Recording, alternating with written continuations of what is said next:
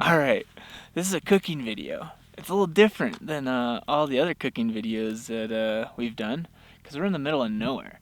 But my wife, Kara, is going to show us how to make a sweet backcountry meal. And it's super lightweight, right? Mm-hmm. It's going to be, what animal are we eating? Your elk from last year. So we're eating some elk from last year. Little Raghorn. Cue the photo. This is just an overnight trip, so it's not like we're like actually backpacking. But we did backpack it all in here.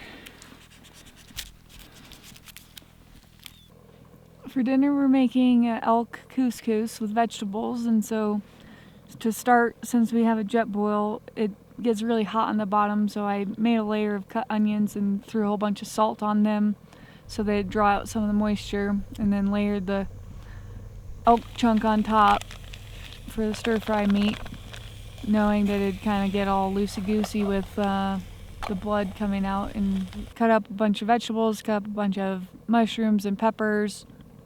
Now I've mixed them in with a bunch more salt and pepper, and then after those cook down for a second, we'll throw a little bit of water in, bring that to a boil, throw some couscous in. Explain what couscous is.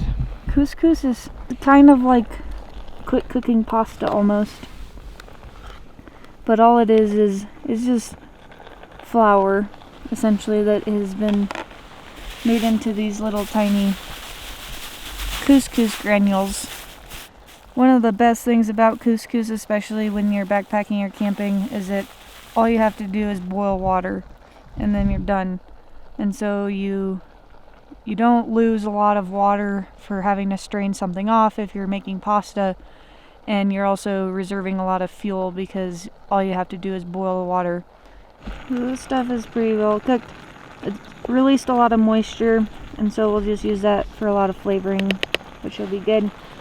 For couscous it's 2-to-1, and so we have about a cup of couscous over here, so we need to have 2 cups of liquid.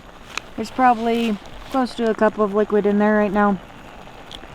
And then this is very full, so we try not to pour the whole thing in or tip over the stove. And then we bring this to a boil for a second. 1. Now it's boiling.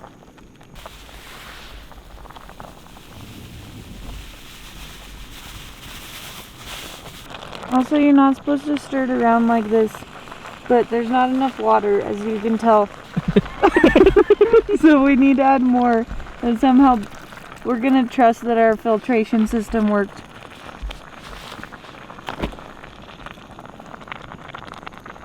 And you're also not supposed to keep cooking it, but this is all done wrong. Don't follow these steps.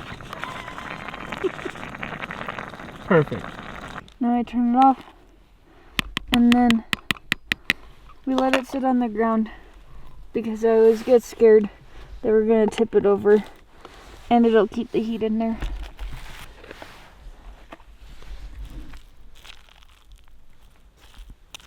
A little weird. Looks good to me. It'll eat.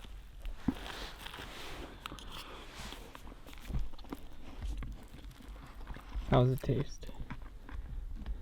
I like food.